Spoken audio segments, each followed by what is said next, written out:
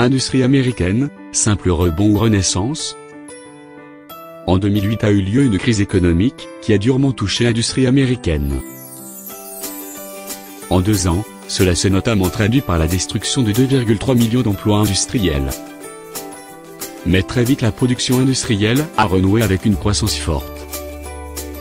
Elle y a retrouvé son niveau d'avant-crise et connu une progression de 21%. À tel point que certains observateurs parlent déjà d'une renaissance. Qu'en est-il vraiment? Le prix du gaz naturel a fortement chuté depuis 2006 grâce à l'exploitation des gaz de schiste. Cette manne énergétique a relancé l'économie.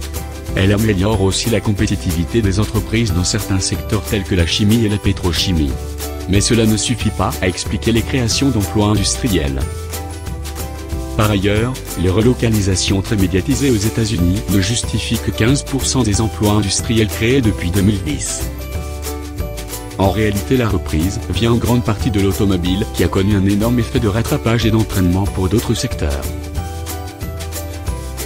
La balance commerciale des États-Unis reste très déficitaire, excepté dans l'aéronautique et dans les produits pétroliers raffinés. La croissance de l'économie américaine n'est donc pas due à une amélioration de compétitivité de l'industrie, mais à un retour de la confiance et du crédit. Malgré tout, les États-Unis bénéficient d'un atout indéniable pour l'avenir de leur industrie, leur positionnement dans le domaine du numérique.